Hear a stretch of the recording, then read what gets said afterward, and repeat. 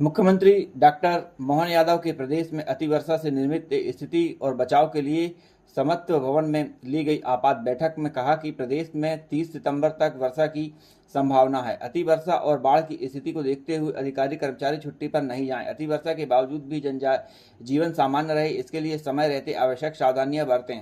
बचाव के कार्य के लिए लोगों के जीवन की सुरक्षा को सर्वोत्तम प्राथमिकता दें। जनहानि के लिए संबंधित अधिकारी की जिम्मेदारी मानी जाएगी। अतिवर्षा और बाढ़ से प्रभावित लोगों की सुरक्षा व सुविधा प्रदान करने के लिए राहत शिविर लगाएं और इसमें सामाजिक संस्थाओं का सहयोग भी लिया जाए। बाढ़ में फसलों को नुकसान का आकलन एवं पशु हानि की जानकारी भी यथाशीघ्र लेना प्रारंभ किया जाए। राहत राशि के वितरण में विलंब न हो। बाढ़ और अतिवृष्टि से पीड़ित को राहत के लिए पर्याप्त बजट उपलब्ध है। मुख्यमंत्री डॉक्टर मोहन यादव ने वीडियो कॉन्फ्रेंसिंग में जिलों की स्थिति की समीक्षा की। मंडला जिले के गोलमेज सभा कक्ष में आयोजित वीडियो कॉन्फ्रेंसिंग में कलेक्टर श्री सोमेश मिश्रा, पुलिस अधीक्षक श्री रजत सकलेचा सहित जिले के विभागीय अधिकारी मौजूद रहे। कलेक्टर श्री सोमेश मिश्रा ने कहा कि मंडला जिले में युवाओं और युवतियों को आर्मी में भर्ती होने का सुनहरा अवसर मिलने वाला है। जिला प्रशासन द्वारा इसके लिए 17 सितंबर से अग्निवीर पायलट प्रोजेक्ट योजना प्रारंभ की जाएगी। इस योजना के तहत युवा और युवतियों को आर्मी में भर्ती होने के लिए फिजिकल और परीक्षा उत्तीर्ण करने हेतु प्रशिक्षण दिया जाएगा, जिसमें युवा और युवतियों की भर्तियां आर्मी में हो सके। यह अग्निवीर पायलट प्रोजेक्ट योजना को सफल बनाएगी। कलेक्टर श्री सोमेश मिश्रा ने गुरुवार को रानी फूल कुंवर बाई पॉलिटेक्निक कॉलेज मंडला में अग्निवीर पायलट प्रोजेक्ट योजना की समीक्षा कर रहे थे। मंडला में हुई लगातार बारिश के कारण नर्मदा, बंजर व सहायक नदियां उफान पर रहीं, जिससे कुछ ग्रामीण क्षेत्रों में घरों को भी नुकसान हुआ है। वहीं देवगांव में बंजर नदी का पानी गांव में आ गया, जिससे मिट्टी के बने दर्जनों घर गिरने की कगार पर आ गए हैं। वहीं कुछ घर ऐसे थे जिनके अंदर पानी समा गया और वे घर गिर गए। बताया गया है कि देवगांव में दर्जनों घर जमीजोद हो गए हैं। बंजर नदी के किनारे ही ईंट भट्टे लगाए जाते हैं। आई बाढ़ के कारण लाखों के ईंट बह गए। बताया गया कि इससे ईंट निर्माताओं का बहुत नुकसान हुआ है।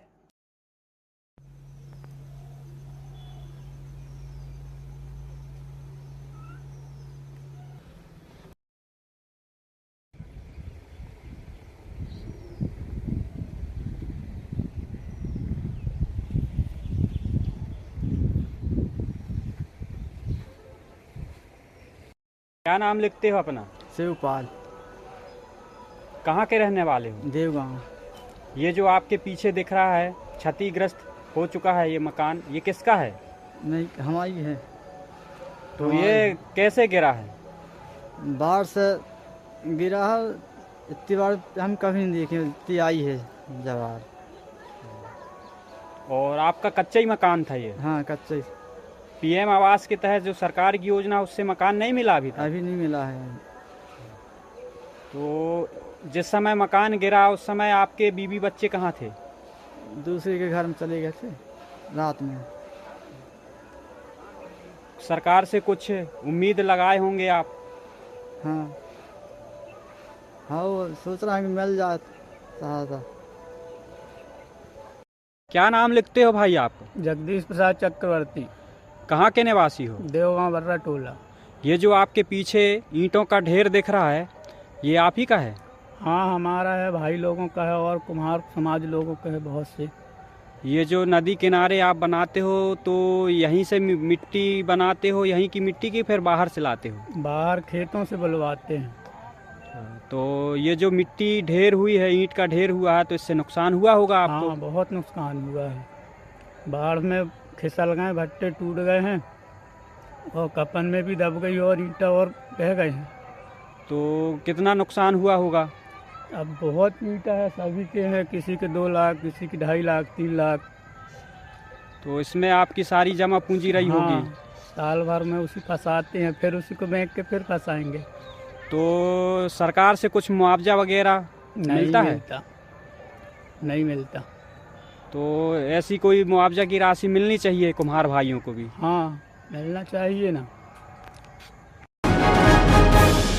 मंडला व्रत में ग्रामदानी टोला इमलीगोहन ग्वारी फूलसागर में मदिरा के अवैध निर्माण विक्रय करने वाले अड्डों पर आबकारी बल द्वारा दबिश की कार्रवाई की गई, जिसमें मदिरा निर्माण करने वाले अड्डों से ग्रामदानी टोला इमलीगोहन में मदिरा निर्माण के विभिन्न अड्डों में लगभग 70 डब्बे महुआ लाहन जब्त की गई एवं कुल 45 लीटर कच्ची शराब जब्त की गई है। जब्त मदिरा एवं लाहन की कुल कीमत 76,750 रुपये बताई गई।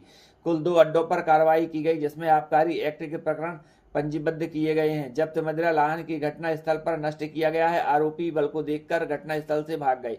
फूलसागर में एक व्यक्ति के पास में रखी गई लगभग 18,960 रुपए की विभिन्न कंपनियों की अंग्रेजी शराब पकड़ी गई है। आरोपी के खिलाफ आबकारी एक्ट 1915 के तहत प्रकरण पंजीबद्ध किया गया है। थाना टिकरिया पुलिस ने 2015 के मामलों में फरार स्थायी वारंटी को गिरफ्तार किया है, जिस पर धारा 457, 380 भारतीय दंड विधान व धारा 457 भारतीय दंड विधान का स्थायी वारंटी था, जो 2 अलग अलग मामलों में न्यायालय द्वारा स्थायी वारंटी था, जिसे पकड़ा गया है।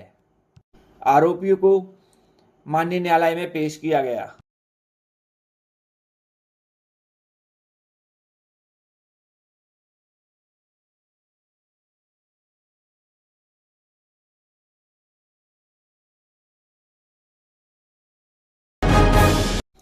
मंडला जिले में नदियों में बने पुलों की हालत अत्यंत खराब हो रही है, परंतु पीडब्ल्यूडी या सेतु विभाग का ध्यान इनकी तरफ क्यों नहीं है, यह समझ के परे है। ऐसे ही ग्राम पंचायत नेवर गांव में परिवहन विभाग के पास बंजर नदी के पुल की हालत बहुत खराब है। स्थानीय जन पुल को लगभग 50 साल से अधिक पुराना बता रहे हैं। बंजर नदी में पिछली बारिश में आई बाढ़ में पुल की रेलिंग बह गई थी, जो आज तक नहीं लगाई गई है। पुल को मरम्मत की आवश्यकता है, क्योंकि जैसे ही भारी वाहन पुल से निकलते हैं तो पुल में लगा हुआ मटेरियल नीचे गिरता है।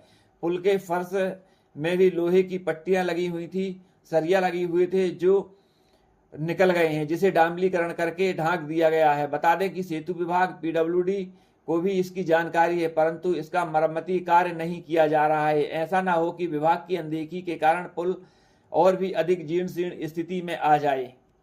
इसीलिए नेवर गांव स्थित बंजर नदी में बने इस पुल की देखरेख अत्यंत आवश्यक है तथा इसका मरम्मती कार्य होना बहुत ही आवश्यक हो गया है, जिसकी तरफ प्रशासन को ध्यान देना उचित होगा, क्योंकि इस पुल के ऊपर से भारी वाहन निकलते हैं, जो कि 24 घंटे यहां से भारी वाहन आते जाते हैं।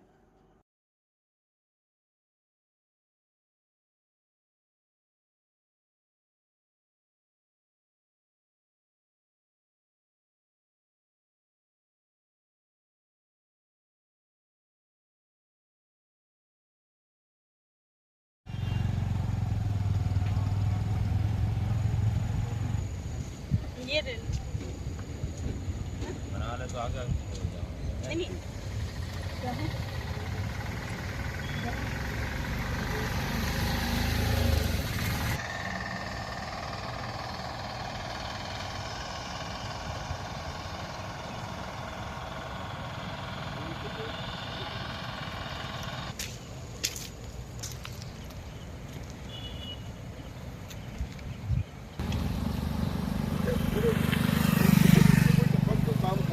आप समझे नहीं रहे कि जगह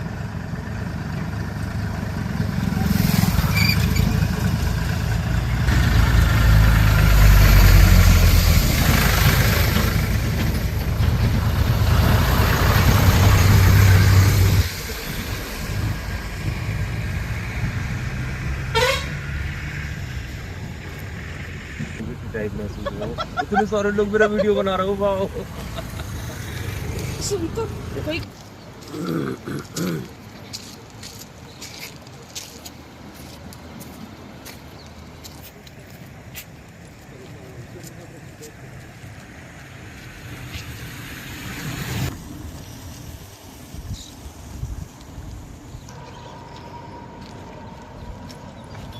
एक वहाँ की बना चल है ना, तो भी खाली आ जा।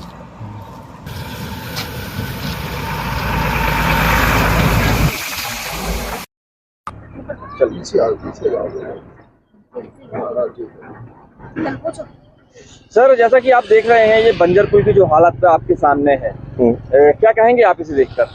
इसे देखकर तो यही कहा जा सकता है कि ये हमारे जो सरकार की तरफ से जो लापरवाही कोताही बरती जा रही है। बाढ़ का समय चल रहा है, बारिश का समय चल रहा है, यहाँ प्रशासन को इस चीज़ का ध्यान देना चाहिए कि ये देखिए आप इधर पर इस साइड दिखा सकते हैं कि ये जो रेलिंग है इस तरीके से जर्जर हो चुकी है, ये खुद की रक्षा नहीं कर पा रही है, तो ये आने जाने वाले राहगीरों की रक्षा कैसे कर पाएगी।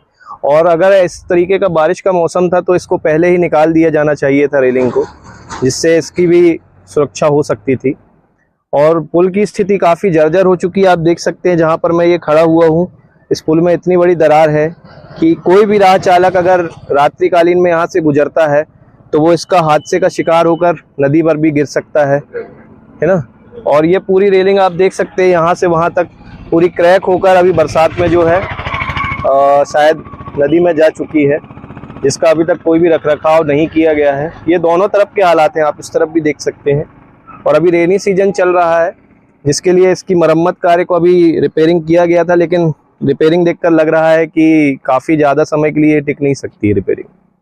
जैसा कि अभी अब हमने देखा है कि आसपास के जो पुल पुलिया गिरे हुए हैं इस बारिश में, तो क्या ऐसी हालत हो सकती है इस बंजर पुल की?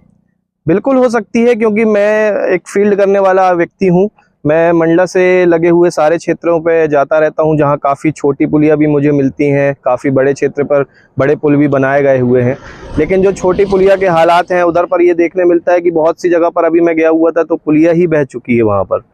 जैसा कि आपने बताया कि आप फील्ड करते हैं, आपने देखा होगा मंडला जिले से लगकर के जितने भी जिले हैं, जिस तरफ भी आप जाते हैं, अंग्रेजों के बनाए हुए पुल वहाँ पे आपको नजर आते हैं जी। क्या सिर्फ मरम्मतीकरण कर देने से अब इनका काम चलता रहे? नहीं, अब ऐसा नहीं हो पाएगा, क्योंकि मरम्मतीकरण करने के बावजूद भी हमें अगले सत्र में बारिश के दौरान फिर वही हालात देखने को मिल रहे हैं जो हमने सामना किया हुआ है। हम साल में लगभग 3 से 4 बार किसी क्षेत्र में अगर फील्ड पर जाते हैं तो पर्टिकुलर जो वहाँ छोटी पुलियाँ हैं जिन पर मरम्मत की हुई थी, आज की स्थिति में आप उधर जाकर देखेंगे तो या तो वो पुलिया बह चुकी है या उसकी रेलिंग के यही हालात मिलेंगे आपको।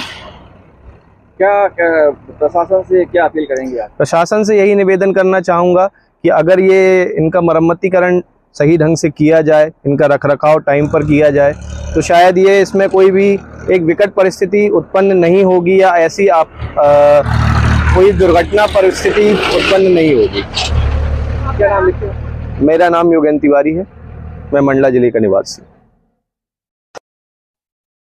इस समय हम खड़े हुए हैं बंजर पुल में। बता दें कि मंडला का यह पुल भी एक प्रमुख पुल की श्रेणी में आता है, जो कि लगभग इस पुल को बने हुए बताते हैं कि 50 साल से ऊपर हो गए हैं, लेकिन रखरखाव न होने के कारण बार बार यह पुल जर्जर स्थिति में आता है। जैसे कि हम देख रहे हैं कि यहाँ की जो रेलिंग है वह रेलिंग पूरी तरह से पूर्व में तो बह गई थी, लेकिन अभी जो बाद में रेलिंग लगाई गई वह रेलिंग भी बाढ़ में बह गई है। बाढ़ का पानी इस पुल के ऊपर तक आता है।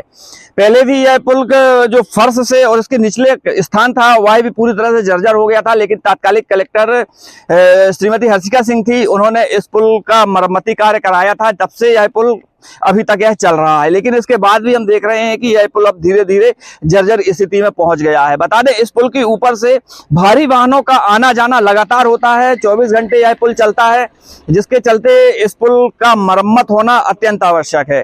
पूर्व में भी पता किया गया था, तो जो सेतु विभाग है वह सेतु विभाग यहाँ पर रहते नहीं है और ना ही सेतु विभाग के लोग यहाँ पे कार्यरत हैं जो कि इस पुल की हालत को वह देख सके।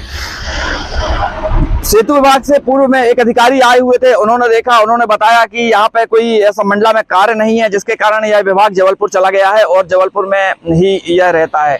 तो जिला होने के साथ साथ मंडला में कम से कम सेतु विभाग का होना अत्यंत आवश्यक था। यहाँ का जो ऑफिस है उसका खुलना अत्यंत आवश्यकता था कि इस तरीके के पुल पुलिया जो क्षतिग्रस्त है, जीर्ण शीर्ण स्थिति में जा रहे हैं, उनका मरम्मती कार्य हो सके। अगर रेलिंग की बात करें तो हम बता दें कि जैसे ये रेलिंग भी आप देख रहे हैं, ये पूरी तरह से हिल रही है और अगर ऐसी कोई बाढ़ आ गई तो मान के चलिए कि ये पुल की रेलिंग पूरी तरह से टूट जाएगी। ये देखा जा रहा है कि यहाँ पर ये दरार थी, ये दो प्लंथ के बीच में जो दूरी थी वह अत्यंत अधिक हो गई है। अच्छा, हम गौर करने वाली बात आपको बता रहे हैं कि यह पुल जब इसमें ये फर्श नहीं हुआ था, इसमें डामलीकरण नहीं हुआ था, उसके पहले यहाँ की राडें निकल चुकी हैं, पूरी राडें निकल के फेंका चुकी हैं। केवल ये उसको दबाने के लिए ऊपर से डामलीकरण का कार्य इसमें कर दिया गया है और उसे छुपा दिया गया है। अब धीरे धीरे स्थिति यह हो रही है है कि इस पुल के जो नीचे का जो पलस्तर है, मसाला है, वह धीरे धीरे गिरता चला जा रहा है और जीर्ण शीर्ण स्थिति में यह पुल जा रहा है। प्रशासन से अपील है, प्रशासन से हमारी कि यहाँ से 24 घंटे बाहरी वाहनों का आना जाना होता है, वाहन यहाँ से निकलते हैं और लोगों का आना जाना होता है, प्रमुख पुल की श्रेणी में आता है। तो इस पुल का मरम्मती कार्य होना बहुत अत्यंत आवश्यक है। हम देख रहे हैं कि इस पुल के उस तरफ आरटीओ कार्यालय भी है, परिवहन कार्यालय है, जहां भी लोग आते जाते हैं, यहाँ पे वाहन आते जाते हैं और यह एक प्रमुख पुल है जिसका सुधार कार्य होना अत्यंत आवश्यक है। अभी भी हमने देखे कि इस बारिश में बहुत सी पुलियां क्षतिग्रस्त हुई हैं और उसी की श्रेणी में अब शायद यह पुल भी है। अगर इसका देखा जाए तो इस पुल की भी हालत चलने लायक नहीं है, लेकिन फिर भी यह पुल चल रहा है। तो प्रशासन से हमारी अपील है कि इस पुल की तरफ ध्यान दिया जाए। सेतु विभाग से हमारी गुजारिश है कि इस पुल की तरफ ध्यान दिया जाए और इस पुल का मरम्मती कार्य करना अत्यंत आवश्यक है। मैं मनीष तिवारी, मंडला के लिए।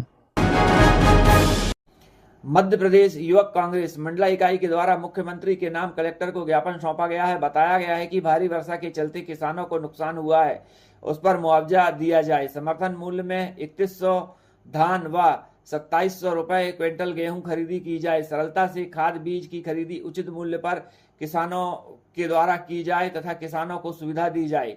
वहीं ज्ञापन में किसानों के हित की बात कही गई है।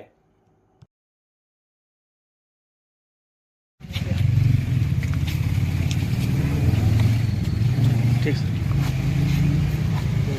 कल गिरेगा पानी, कल ढलगा और 2-3 दिन बाद फिर आ रहा है वो बंगाल की खाड़ी से। युवक कांग्रेस के द्वारा ज्ञापन दिया गया है मुख्यमंत्री के नाम, क्या कारण है? हम किसानों की हित की लड़ाई लड़ रहे हैं। लगातार किसान मध्य प्रदेश में आत्महत्या करने को मजबूर है। किसानों को एमएसपी नहीं मिल रही है, धान और गेहूं का उचित मूल्य नहीं मिल रहा है। आज मक्की की जो कंडीशन है, मक्का मतलब मान के चलिए लगभग पूरा समाप्त हो चुका है, खराब हो चुका है। तो हमने माननीय कलेक्टर महोदय के माध्यम से मुख्यमंत्री से मांग की है कि वो निश्चित रूप से सर्वे कराकर और जितने किसानों को नुकसान हुआ है जल्द सर्वे कराकर उनको राशि स्वीकृत करें। अध्यक्ष जी, जैसा कि देखा गया कि युवक कांग्रेस के द्वारा जो ज्ञापन दिया गया है, क्या कारण है कि यह ज्ञापन दिया गया? देखिए, भारी बारिश के दौर में वैसे ही किसान बहुत ज़्यादा परेशान है।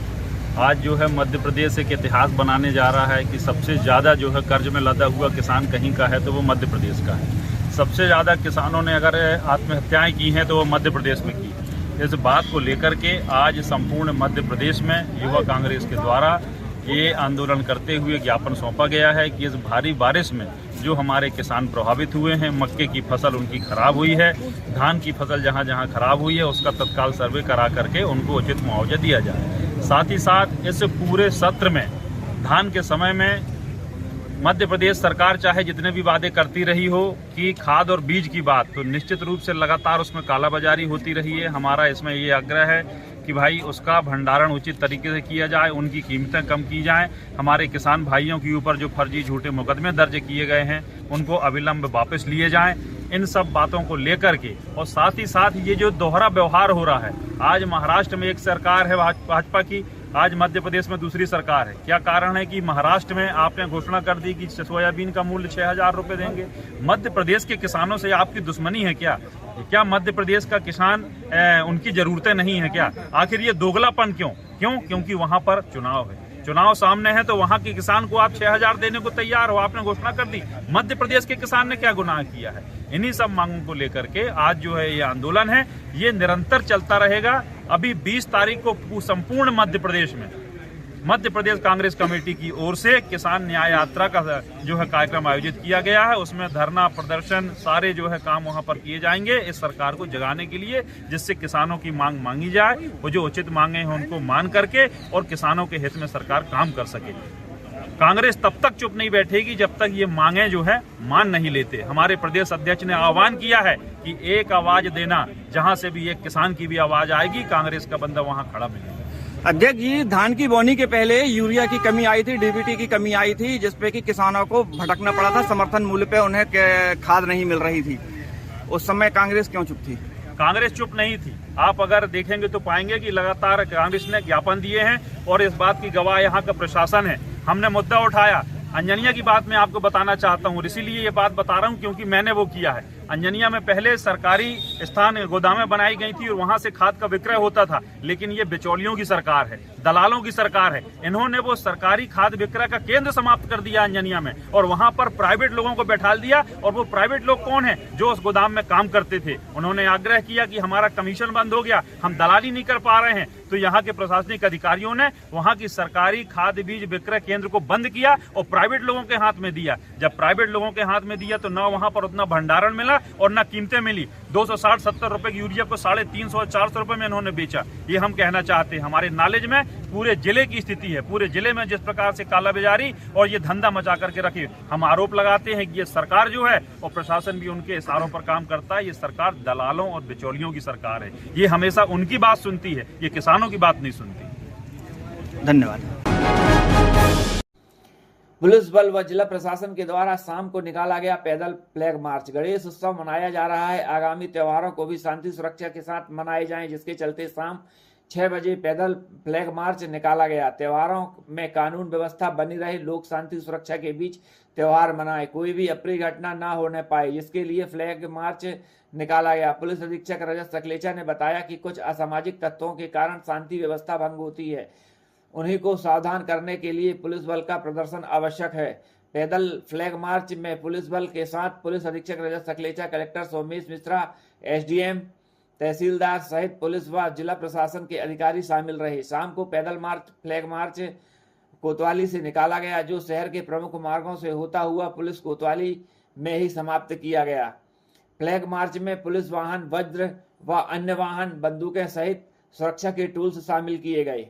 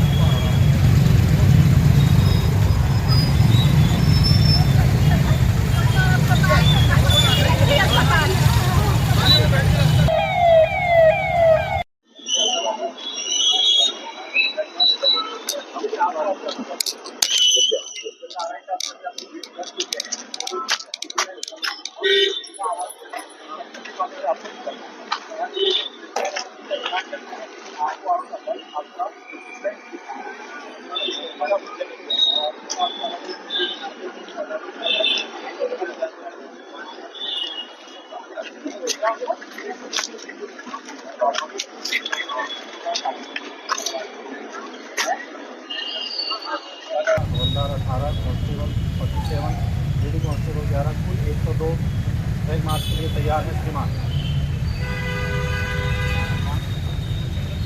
और विश्राम।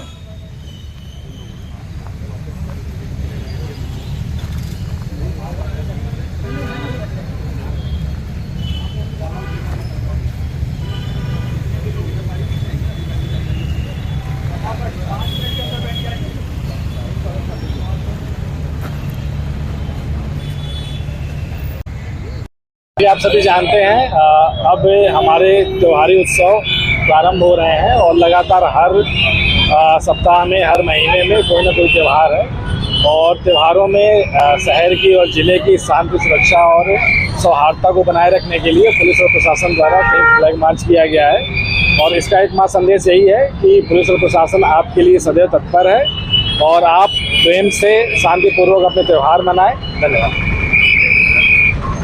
आगामी त्यौहार मिलादुन नबी, गणेश विसर्जन और अन्य कार्यक्रमों को मद्देनजर रखते हुए रिजर्व पुलिस बल लाइन का, थानों का बल पूरा मुस्तैदी से शहर में अनुशासन बनाए रखने के लिए घूमेगा। कुछ विघ्न संतोषी व्यक्ति हो सकते हैं जिनको कि त्योहारों के दौरान खलल करने में आनंद आता है, तो उसी को मद्देनजर रखते हुए पुलिस की स्ट्रेंथ दिखाने के लिए पूरे शहर में घुमा जाएगा। जो विशेष बिंदु या जहाँ पूर्व में कहीं विवाद हुआ है उस पर विशेष रूप से ध्यान रखते हुए लगभग आज 150 का बल और पूरे वाहन, रुद्र वाहन, वज्र वाहन के साथ घुमा जाएगा। पूरी इसका स्ट्रेंथ का डेमोन्स्ट्रेशन किया जाएगा। सर, मंडला जिला वैसे शांति प्रिय जिला रहा है, पीछे कुछ एक ऐसे इंसिडेंट्स हुए हैं, तो उनके मद्देनजर कोई संदेश भी होगा? कुछ छिटपुट इंसिडेंट्स हुए हैं जो कि व्यक्तिगत विवाद थे और उसको सांप्रदायिक टाइप का विघ्न संतोषी लोगों ने करने का प्रयास किया था। पिछली बार भी जो एफआईआर दर्ज हुई थी सभी को गिरफ्तार करके जेल भेजा गया है और इस बार प्रतिबंधात्मक कार्रवाई करके चिन्हित किया गया है लोगों को और उस एरिया में एक्स्ट्रा फोर्स लगाया गया है जिससे कि पुनः इस तरह की विपरीत परिस्थितियां उत्पन्न ना हो।